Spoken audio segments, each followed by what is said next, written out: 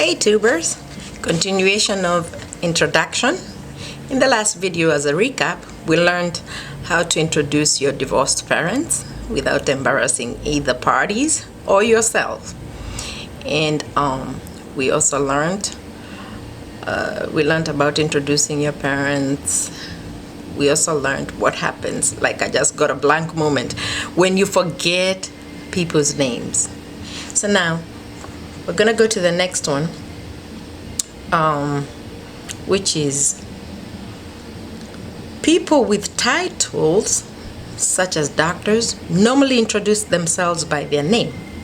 Mr. Fred Mayhem, though others may call him Dr. Mayhem. Remember, these are titles. Number one, remember and repeat this rule over and over. Rehearse it with a friend if it is a stumbling point. The lady, the elder, or the honored person comes first. What's the goal about all this fuss about introducing people? The goal is, you may be thinking that all this introduction stuff is only for adults and that it doesn't have much to do with your life, but everyone appreciates the ideal behind an introduction, which is to put people at ease in a situation that might be uncomfortable. If you relocate and move to a new area or school or job, don't sit down and wait for people to come to you. Take the initiative and reach out to them. Luckily, school provides lots of opportunities to do it. When you get the conversation going, volunteer information about yourself, but just general stuff. If you are the new person, accept all invitations to parties, to study groups, to work on committees. You'll get to know a lot of different people this way.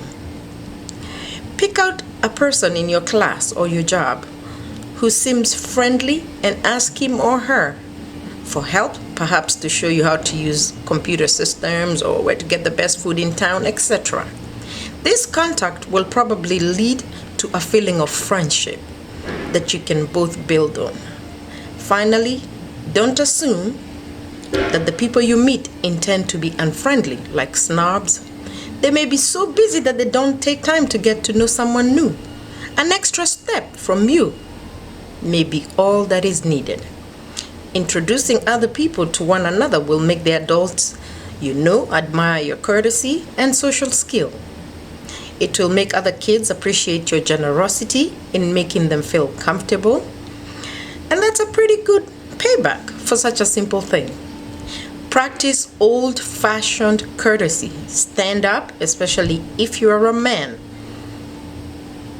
And if you are younger than the other person, or if you have less status.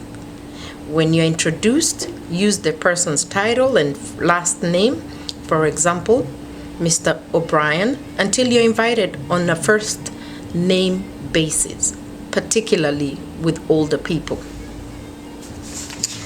So that's about it, tubers.